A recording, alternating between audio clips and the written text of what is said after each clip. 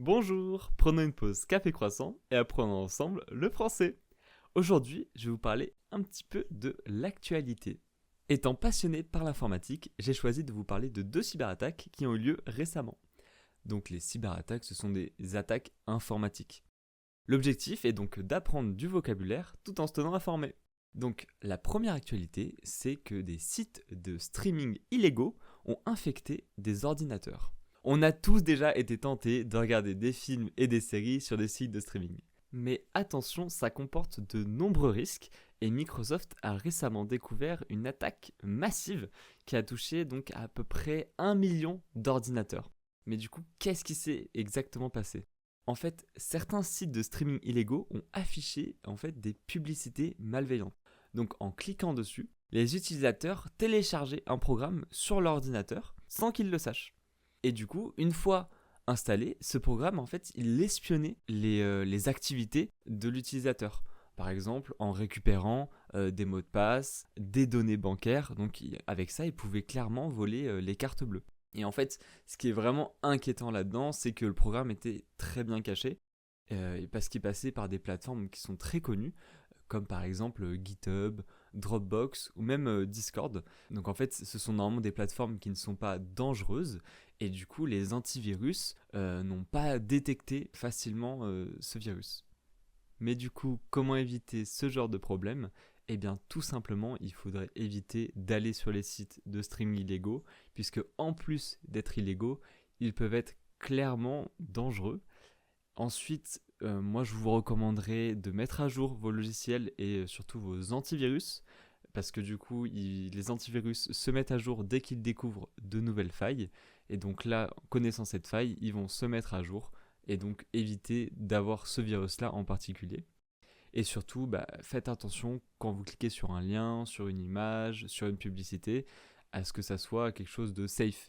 Par exemple, les publicités sur les sites de streaming illégaux, ce ne sont pas des publicités Google Ads classiques, donc ne cliquez pas dessus. Ensuite, tout ce qui est lien un petit peu bizarre, pareil, évitez de cliquer dessus et ça limitera grandement les risques. Donc, si vous voulez regarder des films ou des séries, eh bien, le plus simple, ça reste quand même de regarder sur Netflix ou Prime. C'est beaucoup plus cher, on est d'accord, mais bon, ça évitera de nombreux risques.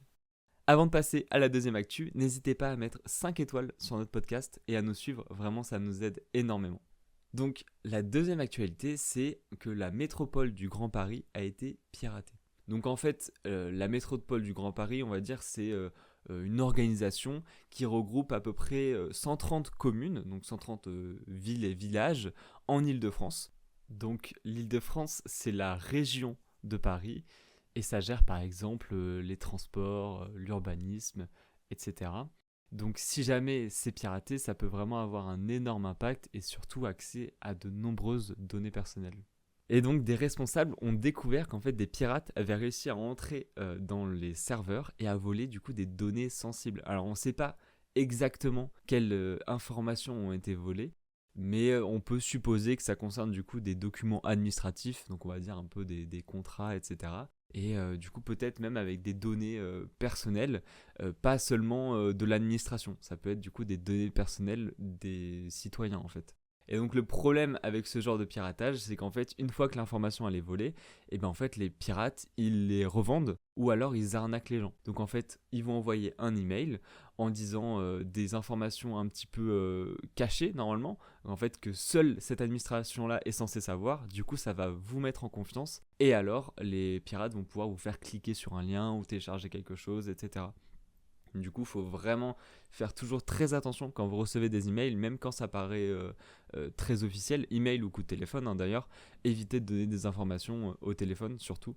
Et par email, eh bien, toujours vérifier l'adresse email qui vous a envoyé ce mail pour voir si c'est l'adresse email officielle. Donc voilà, c'est la fin de cet épisode. Merci de m'avoir écouté. J'espère que ce podcast vous aura plu et que vous aurez appris quelques petites choses en cybersécurité et sur l'actualité. C'était Gatien dans la pause café croissant. Merci, à bientôt!